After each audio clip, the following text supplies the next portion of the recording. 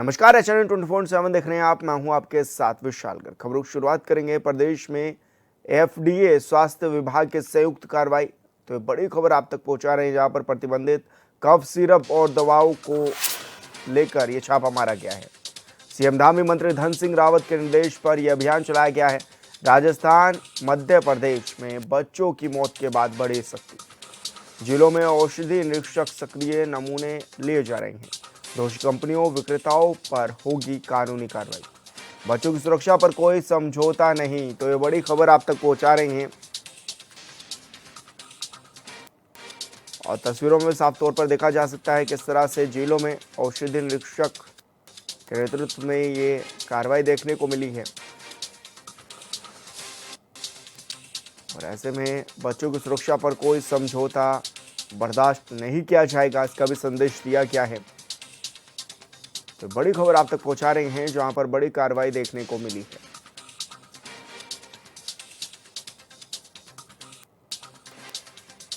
कई दुकानों पर ये छापेमारी की गई। सीएम धामी और मंत्री धन सिंह रावत की अध्यक्षता में कमेटी का गठन भी किया गया था और ऐसे में निर्देश भी साफ तौर पर दिए गए थे, जिसके बाद ये देखा जा रहा है कि तमाम जगहों पर छापेमारी की गई, नमूने लिए गए और दोषी कंपनियों, विक्रेताओं पर कानूनी कार्रवाई की बात भी कही गई है। ऐसे में कफ सिरप पीने से कुछ बच्चों की मौत हो गई थी, जिसके बाद ये बड़ा एक्शन लिया गया है और जिलों में औषधि निरीक्षक सक्रिय हो चुके हैं, नमूने लिए जा रहे हैं और ये भी बात कही गई है कि अगर कोई भी दोषी पाया जाएगा उस पर कड़ी कार्रवाई भी की जाएगी। और संवाददाता योगेश आर्य हमारे साथ लाइव जुड़ गए हैं। योगेश, क्या कुछ जानकारी मिल रही है, किस तरह से छापेमारी की गई और अभी तक क्या कोई कार्रवाई बड़ी देखने को मिली है? देखिए विशाल, बिल्कुल जिस तरह से एमपी और राजस्थान में कफ सिरप पीने से बच्चों की मौत का मामला सामने आया है, उसके बाद जो है उत्तराखंड राज्य में भी अलर्ट हो गया है। इस मुख्यमंत्री भूपेश सिंह धामी तथा जो है स्वास्थ्य मंत्री धन सिंह रावत ने इसको लेकर के कड़े निर्देश जारी किए हैं, जिसमें औषधि निरीक्षक की अगर हम बात करें तो वह अलर्ट हो गए हैं और जगह जगह पर जाकर छापेमारी की जा रही है। और छापेमारी करते हुए जो है ये देखा जा रहा है, कहीं ऐसा तो नहीं है कि जो प्रतिबंधित कंपनियां हैं या प्रतिबंधित कफ सिरप हैं वो तो नहीं बेचे जा रहे हैं। ये पूरी जानकारी जो है कहीं ना कहीं उन्होंने जुटाई है और इसके साथ साथ उन्होंने जिस तरह छापेमारी की, एक एक दवाई को देखा गया है। इस दौरान हालांकि प्रतिबंधित दवाइयाँ और कफ सिरप तो अभी बरामद नहीं हुए हैं, लेकिन ये सख्त निर्देश जो है वो दे दिए गए हैं कि जो प्रतिबंधित कंपनियां हैं उनके दवाई को नहीं बेचा जाएगा और कफ सिरप जो है वो इन कंपनियों के नहीं बेचे जाएंगे जो कंपनियों को जो है प्रतिबंध किया गया है। और जिस तरह से विशाल एमपी और राजस्थान में मामले आए कि 12 से अधिक बच्चों की मौत के मामले सामने आए, उसके बाद जो है प्रशासन जागा कि ऐसी कौन सी कंपनी है जिसके कफ सिरप थे और देखा गया कि उसके नमूने फेल हो चुके थे, लेकिन कंपनी को पास किया गया। उसके बाद उसके कफ सिरप जो है जो बेचने के लिए जो है मेडिकल स्टोर पर उपलब्ध हो जाते हैं और वहाँ पर जो है जब वो कफ सिरप बच्चे पीते हैं तो उससे जो है बीमार पड़ते हुए वह मृत्यु तक उनकी हो रही है।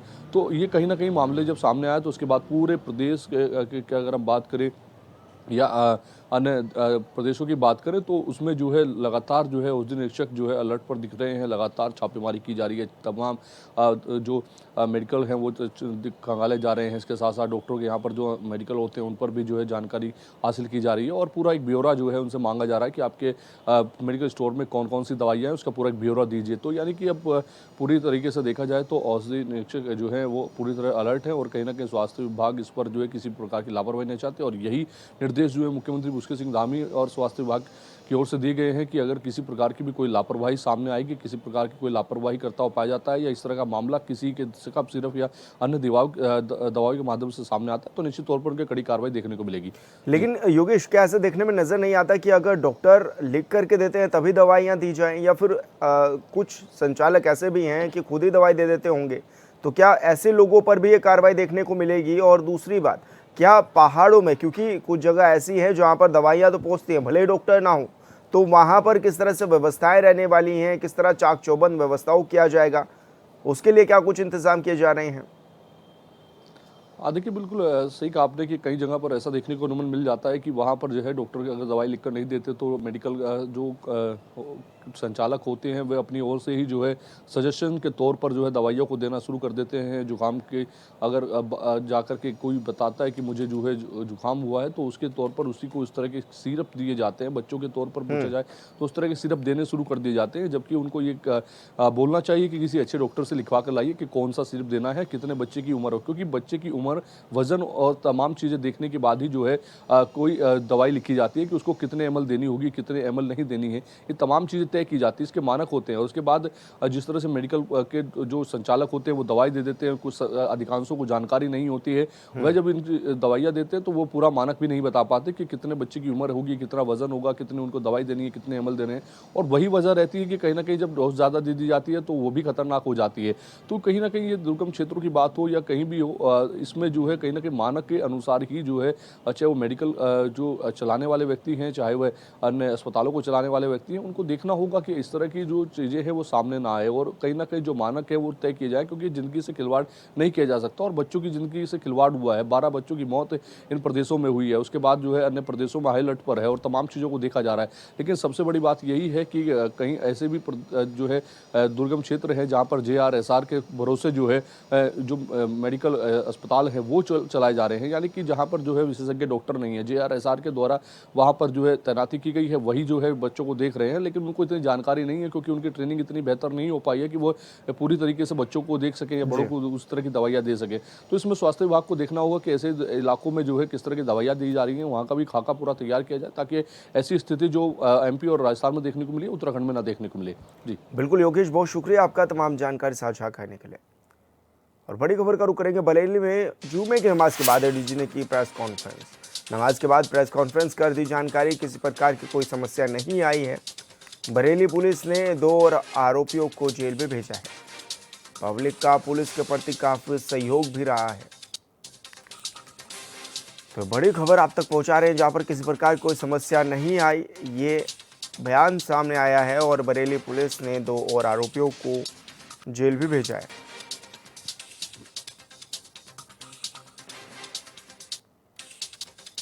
तो बरेली में जुमे की नमाज के बाद एडीजी ने प्रेस कॉन्फ्रेंस की है और नमाज के बाद प्रेस कॉन्फ्रेंस कर जानकारी भी साझा की है। किसी प्रकार की कोई समस्या नहीं आई है, एडीजी की ओर से कहा गया।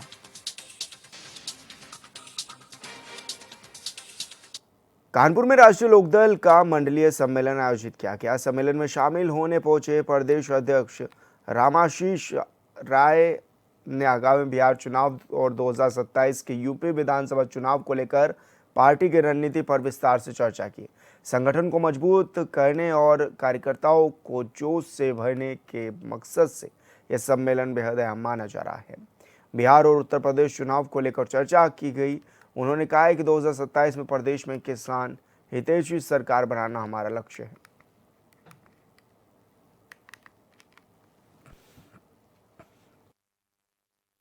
कानपुर मंडल का मंडलीय सम्मेलन था।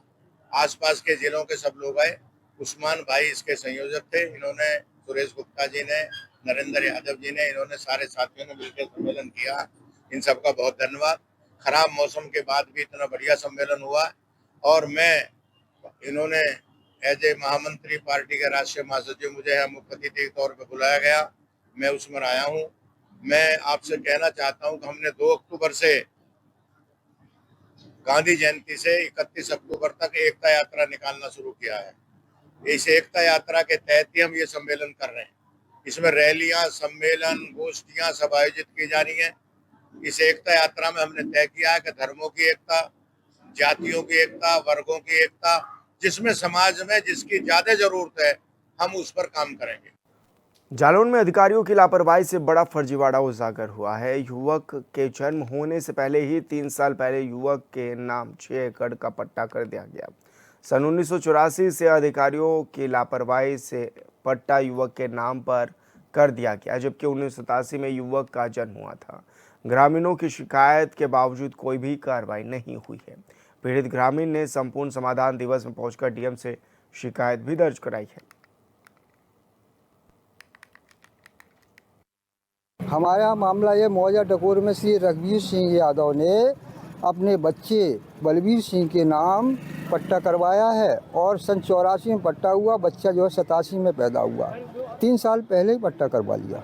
किसकी जांच नहीं हुई? उसकी जांच कहीं कतई नहीं हुई। 3 साल से बराबर सब जगह सूचना कर रहे, कोई खबर नहीं ले आज रहा। आप तहसील दिवस में आए हैं, क्या आश्वासन मिला? आश्वासन कुछ नहीं मिला, निगरानी करेंगे बस। अच्छा, कितनी जमीन है? वो 6 एकड़ कुछ डिसमिल है, 6 एकड़ कुछ डिसमिल है, 35 डिसमिल 38 डिसमिल ऐसी कुछ है, 6 एकड़ 38 डिसमिल। तो क्या आश्वासन दिया जला था? आश्वासन इनका जो है मिल रहा, हम तो 2 साल से बराबर दे रहे हैं, आज अकेले नहीं आए, कई साल से आ रहे हैं। और संवाददाता विकास गुप्ता हमारे साथ फोन लाइन पर जुड़ गए हैं। विकास, क्या कुछ जमीन का ये मामला है और क्या कोई कार्रवाई भी इसमें देखने को मिली?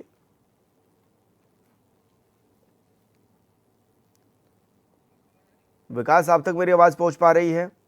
जी जी विकास, क्या कुछ ये पूरा मामला है, किस तरह की कार्रवाई देखने को मिली इसमें? जैसे ही मामला तहसील दिवस पर जिलाधिकारी के सामने आया है, उन्होंने कार्रवाई के लिए आदेश दिए हैं। उन्होंने कहा है कि पूरी जांच की जाएगी और दोषियों पर सख्त कार्रवाई की जाएगी इस मामले को लेकर। बिल्कुल विकास, बहुत शुक्रिया आपका तमाम जानकारी साझा करने के लिए। बरेली में बवाल के बाद हिंसा भरी शांति के बीच बुलडोजर लगातार गरजता रहा। शनिवार को शहर के बारादरी थाना क्षेत्र में आने वाले सकलेनी बाजार और थाना किला एरिया के जखीरा में बुलडोजर की कार्रवाई शुरू की गई। जखीरा में मौलाना तोकीर रजा के करीबी डॉक्टर नफीस खान के बारात घर से अवैध निर्माण हटाया जा रहा है। सकलेनी बाजार में बुलडोजर कार्रवाई का हालांकि बरेली हिंसा मामले से कोई सीधा कनेक्शन नहीं है, लेकिन मिश्रित आबादी वाले इस इलाके में ज़्यादातर दुकानें मुस्लिम समाज के लोगों की है। बाजार में अवैध अतिक्रमण के खिलाफ बुलडोजर चलाया जा रहा है।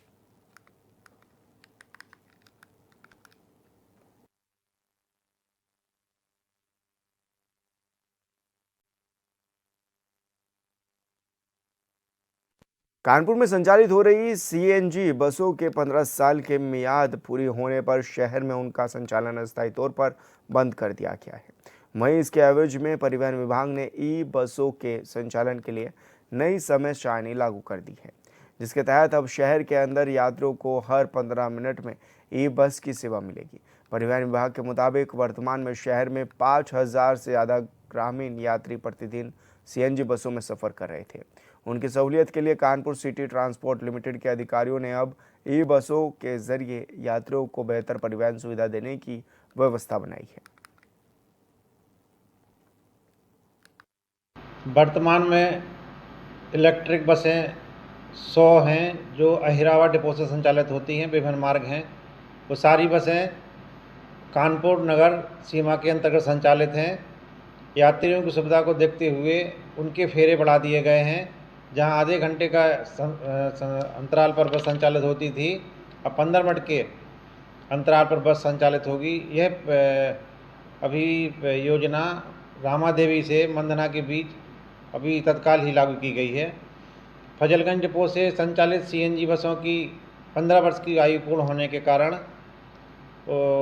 उनका संचालन अभी नहीं हो पा रहा है। उनकी नई बस प्राप्त करने हेतु टेंडर प्रक्रिया गतिशील है। जैसे ही बस प्राप्त होंगी, जनता के सुविधा हेतु बसें उपलब्ध करा दी जाएंगी। और यहाँ रुके छोटे से ब्रेक के लिए, जल्द होंगे हाजिर।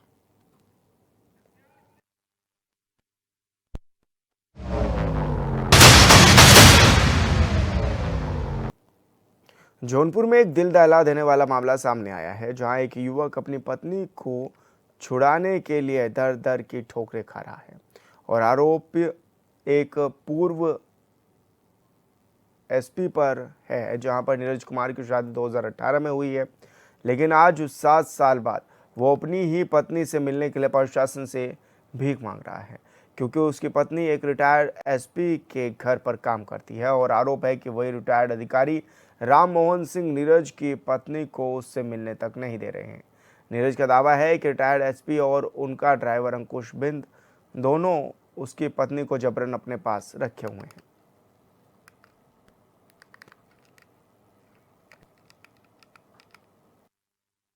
मेरी पत्नी 1 साल से उनके यहाँ राम मोहन सिंह के यहाँ खाना बनाती थी। कौन है राम मोहन सिंह? राम मोहन सिंह रिटायर्ड एसपी हैं। अच्छा, और कहाँ पे रहते हैं? ये खरका कॉलोनी सावित्री नर्सिंग होम सामने। अच्छा, तो खाना बनाती फिर खाना बनाती थी। तो आज 3 महीने से उसको इन्होंने 24 घंटा रख लिया है और इन्होंने ये भी लालच दे दिए हैं कि तुम मेरे साथ 24 घंटा रहो और मैं तुमको हर खुशी दूंगा। पहले कितने दिन से खाना बना रही हैं? वर्षों 1 साल हो गया है 1 साल से। और ये सिलसिला जो 3 महीने से चल रहा है। संभल में नखासा थाना इलाके में 8 बीघा तालाब की भूमि पर भूमाफियाओं ने प्लाटिंग कर बेच दी है। तालाब की जमीन पर लगभग 80 लोगों ने मकान बनवा लिए हैं। कब्जे की जानकारी होने पर तहसील प्रशासन ने 40 से अधिक लोगों को नोटिस भी जारी किए हैं। प्रशासन का साफ कहना है कि सरकारी तालाब पर खड़े किए गए मकानों को खाली कराया जाएगा। प्रशासन की इस कार्रवाई से हड़कंप भी मचा हुआ है। ये ग्राम हातिम सराय में लगभग 8 बीघे भूमि पर जो तालाब की भूमि है उस पर प्लॉटिंग करके अवैध मकान बना लिए गए हैं, उन्हीं को नोटिस दी गई है। किस तरह से नोटिस दिया गया है? कितना समय इन लोगों को दिया गया है? 15 दिन का समय दिया गया है कि इस तालाब की भूमि पर इसकी अनुमति से आप लोगों ने मकान बनाया है। जैसी कि सूचना है कि कुछ भूमाफियाओं ने इस तरह की प्लॉटिंग करके जमीन को बेच करके और ऐसे गरीब लोगों को ठगा है। जी अचानक से इसमें लिखा है कि अवैध कब्जा किया है हमने, लेकिन हमने ये ज़मीन खरीदी थी और मकान बनाया था अपना। सभी लोगों ने यहाँ मकान बनाए हैं अपने। कितने साल से आप रह रहे हैं? हमें लगभग यहाँ पर 7-8 साल हो गए रहते हुए। मकान आपने खरीदा था? जी हमने ज़मीन खरीदी थी, मकान बनाया था। हाँ। तो अब नोटिस किस चीज़ का दिया गया आपको? ये कह रहे हैं कि अवैध कब्जा किया हुआ है, यहाँ तालाब था। अच्छा। इसका ये नोटिस है। जबकि अगर तालाब था तो फिर गवर्नमेंट ने यहाँ पर ये सरकारी सड़क क्यों डाली है और क्यों यहाँ पर लाइन पास हुई है बिजली की, इसका भी जवाब दिया जाए। शामली में शनिवार की शाम को एक बेटे ने 15 साल बाद अपने पिता की हत्या का बदला ले लिया है। उसने पिता के हत्यारे की गोली मारकर हत्या कर दी है। इसके बाद वो मौके से फरार हो गया है। अपर पुलिस अधीक्षक संतोष कुमार सिंह ने कहा है कि आरोपी की तलाश की जा रही है। मामला झिझाना थाना क्षेत्र का बताया जा रहा है।